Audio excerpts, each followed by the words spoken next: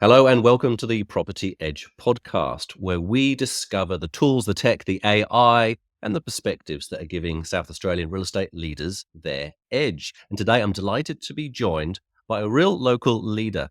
Luke is the sales director of OC, Ouwens Casserly, here in Adelaide. Welcome, Luke. Thanks, Rob. Great to be here. Thanks so much for joining. I'm really excited to speak to you today. Can you just give us an overview of who you are, your background, and then a little bit about OC as well? Yeah, sure. So just starting with OC, we're an independent agency located here in Adelaide, South Australia, with several what we call hubs and spokes. So we've got approximately 6 geographical offices spread across Adelaide. We're selling approximately from a resi space between 1,300 to 1,400 properties per annum, with a specialist also division that specialises in projects. A rent roll, quite a substantial rent roll that we've built over time as well. I guess my kind of role here, I'm the sales director, also a partner with Nathan and Alex as well in the business on both PM and sales. And my kind of primary function, I guess, is more revenue orientated, whereby I oversee the sales entity and all the agents, but also take care of new business within property management as well. So I have a role to play in terms of the organic growth that we develop within our rent roll. And I guess like from the functions point of view, I still dabble a little bit with sales. It's always good to keep your toe in the water and your finger on the pulse. So still out there doing auctions as well. But I guess like my primary role is really in the development of our people. I play a role in mentoring and coaching some of our staff here internally, developing talent internally, as well as assisting with what we call the onboarding and boarding process of people as they come into the organisation as well. So I really see our agents here at OC as our customers, as our clients. And so my role with my team is really to empower them. And that can be through not only their development, but also the tools and systems and processes and procedures that we put in place to really underpin and help them to succeed and achieve their own goals and aspirations through property as well. So that's kind of my journey with OC and where we're at, yeah.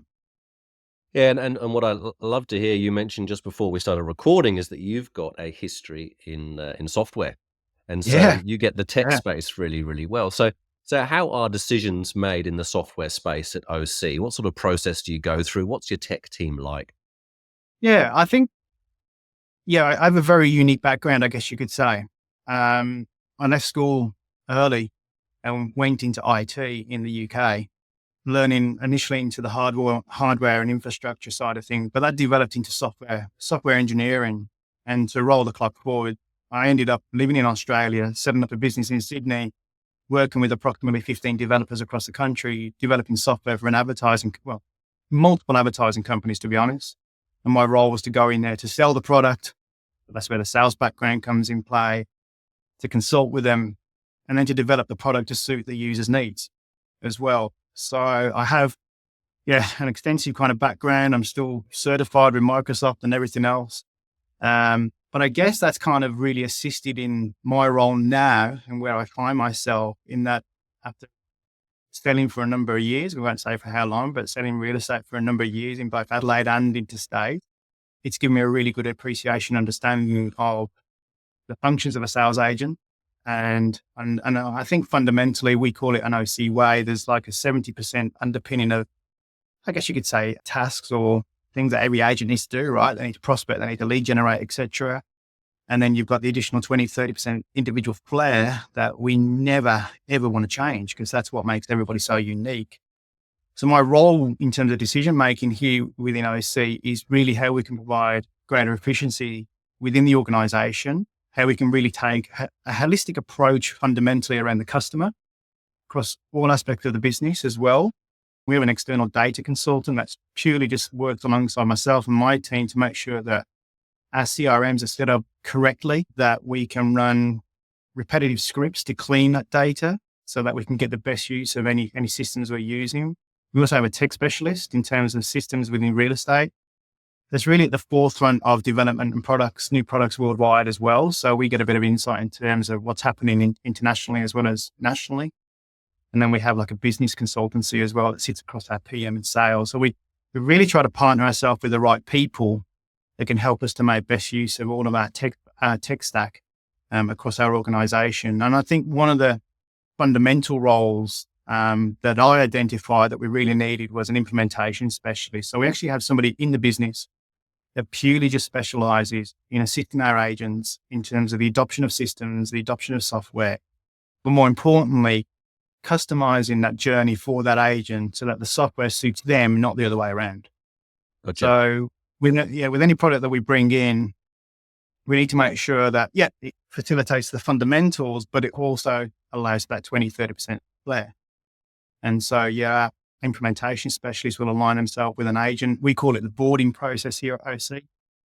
We've got the onboarding, which is when somebody comes into the business, they learn about all the people and the organization and everything else. But it's the boarding process that usually lasts for 6 to 12 months in making sure that all the infrastructure around that individual is set up in a way to help them to succeed. I just find that really interesting the way you've put it. So in a lot of the conversations we have with agencies and other businesses, it's always about onboarding or boarding on team members to understand how to use the tech and use it the company way. And you've gone the other way, saying we want the tech to facilitate the way the user wants to use it. That's a really different way of looking at it. And I'm sure you're seeing better success with that too. Absolutely. I mean, since that role was created, we've seen a greater uptake in all systems. So the change management control that we have here has significantly changed. I think the day of when a system becomes available or a product becomes available and you just switch it on, and it's unreasonable, in my opinion, to expect an agent to just sit there and configure a system to work for them. So it's not just about flick a switch. Let's put this plugin into our CRM and expect an agent to facilitate that, because the natural player of an agent, they're more people-based people, right? We work in a relationship-based industry. And so, tech people at times don't share that same profile. So what we need to do is we need to ensure that our tech stack reflect the agent and not the other way around. And that's where you get better buy-in, better integration, and that's how we get better implementation within the organization, as opposed to leaving it to the individual to configure for themselves. Let's really assist them and drive that for them. It's not about taking control. It's just making sure that it's set up in a way that suits and reflects the individual. There's one issue that we all have. So many subscriptions start adding up and your monthly or annual, your fees start to become a little bit eye-watering. How do you play that area? Definitely the cost of doing business is getting more expensive, right? And that includes technology as well. And we went through a period of consolidation within our tech stack over the last 2 or 3 years. We've gone from probably 8 or 9 products, and they really pared that down so that we're probably just using 3 or 4, but we're using them much better and we're starting to see the output. So in terms of decision-making process, yes, we definitely look into the usage of the individual products, because it will do 2 things. One, have we done our job well in terms of the implementation of that product? And what do we need to reflect? So we're constantly trying to review and reflect on what we can do better. But secondly, then look, do we actually need to hold some more workshops? Are the skill sets of these individuals not at the level that we thought? Do we need to actually pare it back? Can we actually accelerate the pace? We have a library within our infrastructure of various training courses which relate to the various products that we do use. And so what we do is we ensure that people are progressing through those courses so that at the very end, they're extremely confident and know exactly what they're doing. And what we're actually seeing internally is a significant increase in the adoption of products that we've implemented. But more importantly, from a sales perspective, we're seeing that now correlate into actual sales, listings, and appraisals as well. So the greatest way to bring a salesperson on a journey, Rob, is to justify what you're bringing in for them. And we're now starting to show that by having evidence of, a significant increase in the inbound appraisal requests that we're generating through our tech suite. And that includes listings and sales that we're being paid for as well. So in other words, show me the money and I'll follow what you do. I think that's the mentality of most salespeople. The best way, as I say, to bring them on the journey is justify how that's going to have a positive influence on their wallet. That's OC creating these tools, is it? We call it the OC way. So it's a library of tutorials and training workshops that we've developed internally, which is teaching the agents how to use or adopt the product in their own way. So yeah, it's a suite of courses that we put together ourselves internally. I noticed that you'll be opening a Goolwa office in about a month's time. That's about right. So my guess would be that the new team down there, they'd all be given access to all this stuff now and be jumping in, going through those videos, trying to understand the OC way, so that when it opens, they're up and running. They probably already are up and running, aren't they? They're definitely up and running, and already hitting the goals already. So yeah, it depends on the individual, Rob, to be completely honest with you. We find that some individuals respond better from face to face. Yep. And some are comfortable working through, Loom videos or, just reading through tutorials. But that's a great example that you've just touched upon, is that my implementation specialist is just down there constantly helping the team and ensuring we're bringing them up to speed. So they've obviously been introduced into OC, and that comes through people and culture, the marketing department, etc. And then they pass through into our channel, which is the implementation specialist in the sales space, which is making sure that we're now getting them up to speed and making sure the products suit them as well, in terms of how they pitch for business, how they follow up the business, how they're prospecting, etc. So our implementation specialist is down there on a regular basis to bring them up to speed very, very quickly. And as I say, yeah, we're certainly seeing the effects of that, because we're hitting the ground pretty hard there. Well, perhaps you might give us a bit of a walk through your tech stack. If you're happy to name names, or don't, not fussed, but also how you connect them all together. Yeah, sure. The connection piece is sometimes the most challenging, to be honest with you. And fundamentally, we always start with two CRMs, and that's your sales CRM, and that's your property management CRM as well. And there's a variety of products that you've got out there for sales. We use Agent Box, to be honest with you. Works really, really well. Probably me in the property management space. But we try to ensure that we've got some sort of connection between the two. So that, for example, Rob, if you were one of our landlords and you're managing 5 properties under OC and I'll meet you on open inspection, I really want to know about that, because you're a really, really important client to OC. So we're working very, very hard on that kind of connection between all aspects of the organization. And again, fundamentally, any decision that we make, yes, it's all around empowering our agents and everybody else in the organization, but for me, it comes all the way up into that customer experience. So we're really looking at how tech and our tech stack complement and improving our customer experience moving forward. Then you've got the peripheral kind of services that kind of have a two-way, if you like, integration into these various CRMs. And just to keep it really simple, we have in our sales space, we have a lead generational tool and communication tool that sits across the CRM, uses the data in the CRM, and then presents it to an agent or presents it to a client. We're one of very few agencies, to the best of my knowledge, that now communicates to the client, be that a buyer or a seller, based on information relevant to their search or their journey. So we actually have people in our system that are tagged as downsizers, upsizers, investors, first home buyers, that go through a journey with us to educate them on that journey that comes from the agent in the CRM. So it's a communication that's automated from the agent to start building and developing that relationship. But if we meet a buyer that has certain buyer criteria, we're actually only letting them know about properties that are relevant as well. So we're not actually mass mailing right now a lot of our database. And from that, we've seen a significant drop in unsubscribes in our ecosystem. So again, tying it back into that customer piece, the communication piece to the customer, and the lead generational tool for our agents. And then just on the side of that is we have a product suite that enables our agents to have an end-to-end experience, and the customer as well, when they sell a property. So be that with pre-listing, with presenting for the business, with following up for the business, to actually listing the property and doing that electronically as well, to then selling the property, taking offers electronically, bidder registrations electronically, streaming online, finalize an auction, click a button and generate the contract of sale. So we have an end-to-end product suite that I believe we're the only company, in the nation at the moment, I've been told, that are actually using it the most effectively.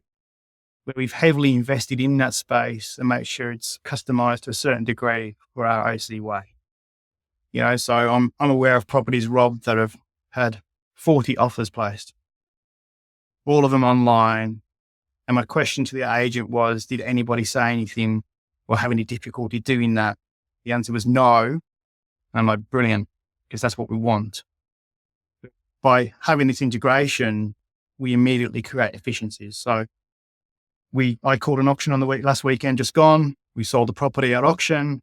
At the click of a button, we're able to convert the bidder registration into a contract for sale, and we'd finish the contract for sale within about 3 to 4 minutes. It's brilliant, isn't it? Yeah, we'd usually be sitting around the table, right, and writing all that. So we have a kind of another, as I say, that's one of the most powerful product suites that we have that just enables our agents to stay focused. It's just in two or three dashboards, if you like. But more importantly, it's just kind of creating better efficiencies across the whole organization. Yeah, that's brilliant. And something that's a bit of a theme ongoing, it's the use of tech to create efficiencies so that agents can do what they do best, that 30% that we were talking right at the beginning that you mentioned, as opposed to trying to do too much customer stuff that might get in the way, as opposed to actually benefiting the journey. That's right. And sorry, Rob, just to jump in, I think like the important bit there as well is that the tech products that we use are by no way to replace the relationship piece, which is the most important piece in the whole journey. What they do though, is they provide more meaningful information either to the customer from the agent in an automated or semi-automated fashion, or to make the agent aware of information that may not necessarily be unknown to them that will help that client on their journey as well. So it's none of the products that we've developed or invested in has any intent to take away the most important critical piece, and that's the relationship. It's more about the empowerment that's more important. Yeah, that's a good perspective to look at. Well, speaking of that relationship, my next question is about ecosystem. So you have your own first-party ecosystem where you know who they are, they're in your CRM, you talk to them direct, and then you have those paid-for ecosystems or third-party ecosystems like realestate.com. What sort of benefits are you providing to the public to get people to move from that paid-for ecosystem into your own ecosystem? Because if I'm looking for a house, I'm not necessarily just looking for an OC listed house. I'm looking for a house in a specific area that has specific characteristics. And so I will probably go to that third party first. How do you get people to come to you first? Yeah, exactly. And I think that comes down to a number of things. It starts with a relationship. The relationship is only valuable if it provides value. So we need to make sure that the value that we're providing to the client is what they expect as well. And I think we're also in a climate where our expectations have significantly changed. So we're constantly trying to think ahead about that customer journey. And so the customer, again, is the most critical piece in the whole jigsaw. And to prevent you to go to other sources and third parties, or even potentially other agents, right, is I need to make sure that I'm providing the most meaningful relationship with you, and I'm providing with information that's relevant. So again, that kind of just comes back into that conversation we had a short while ago in terms of I need to make sure that the journey you're on, I'm providing you information that's relevant to that journey. Otherwise, the relationship's not going to build. You're not going to have trust in me. I've listened to you and I care about that journey and I want to help you to get there. Yep. So I think first of all, it's about the relevancy, I guess, and the quality of the journey that we take you on as well. The aspects of the third party, I think, look, no agency is going to sell every property. No agency is going to lease every property. But what we can do by virtue of our kind of the various APIs that are available is that through our ecosystem and through our communication channels, I could let you know of other prospects that suit you. You're still receiving a communication from me, even though the product isn't, or the property is not being sold by me. We're going to let them know about prospects, or did you see 1234 Smith Street available? You know, it's the same principle, but it's just alerting our people to that to make sure that they're actually notifying the individual of that prospect that could suit them as well. Mm-hmm. So everything again comes back down to the customer. And so to prevent you from going to other third-party ecosystems, what we need to do is we need to actually embrace those other ecosystems and work out how we can integrate those ecosystems into our own as well. So again, bring it back into that customer journey and that relationship piece. So that's what we do. I mean, like we have a product that will let us know that if I'm working with you, Rob, and you're considering selling your home, but you've got to buy first, I can set up your criteria that if property comes on the market suiting that criteria and not with me, I can get notified of that. So I can at least reach out and say, hey, Rob, I guess you've seen the property. It's not on the market with me, but it's 250 meters away from you. Have you seen that? Mm. Maybe it's worth having a look at that over the weekend. And just that connection goes that one step closer to strengthening the relationship. So something I want to pick up on, something you just said, was about customer personas. Can you just dive into that a little bit and explain what that means in your business? Yeah, sure. So not every buyer is the same, right? So not every buyer we're meeting on the weekend is the same. Everybody's on different journeys. Everybody's got different needs and everybody's got different timings. So the simple concept of upsizing or downsizing, investing, or whether you're buying your first home, those are kind of the four, I guess, simple kind of personas that you can look at. And then sub personas below those as well. Once we kind of know more about the individual and their journey and their timing, we can actually tag a customer, a contact in our CRM with that persona. We have access to a whole array of blogs, and we have access to a whole array of communications and media channels that can actually then provide EDMs or communications about that journey. So that includes things like the rate changes and the impact of rate changes as well on that journey as well. It could be talking about stamp duty and the effects of stamp duty on a first home buyer, transfer fees. Are these the kind of things you've considered? So we start providing information and topics that are consistent with that journey. So if I have somebody that's flagged internally in our system as a first home buyer, they're not going to hear from us about downsizing. They're not ready, right? But we also have then the integration pieces whereby if we meet an investor, somebody's actively looking to invest in the Adelaide marketplace, and we can, take them on as an investor, we can actually then take them on another journey, which is just telling them how great we are at OC about looking after that investment as well. So we have a variety of different personas or journeys. Customer journeys is like a simple term, I guess, that we have in our ecosystem that enable us to communicate again on a one-to-one basis or on a more meaningful basis. Wish list for future tech or data capabilities. Is there something out there, a piece of data, something about consumers or customers, something about properties, something about listings that you don't currently have and that you wish you had? Yeah, I think this is probably where AI is going to come in the future, to be honest. We're seeing ourselves as potentially an agency that will possibly lead this in the way. So I think AI can provide a role in productivity, but more importantly around the communication piece as well. So first of all, from a communication piece, and again, communicating to our consumers and our clients with relevancy, I think that's where AI will play a part in the future. That there's a direct connection. I could send out an EDM to 1,000 people, but the message will be the same, but the delivery of the content could differ. So I feel that's possibly where, I see a gap in terms of making sure that the way I communicate to certain individuals can fluctuate based on where that person is on their journey. So I think that's possibly something that will be something to watch closely. And then from a holistic point of view internally, and we're already doing this, we're already developing this, and this is more of a bespoke tool, I feel, that's going to be, I feel it's going to be difficult to do this from an industry perspective because not everybody works the same. But what we're trying to do is integrate into a very visual platform, an easily visual platform, what our agents just need to do on a daily basis or weekly basis. And that can include the workflow of a lead as it comes in, the integration at a click of a button to generate the opportunity in the CRM, but automatically send out the pre-listing to a client, the workflow then into the listing space as well.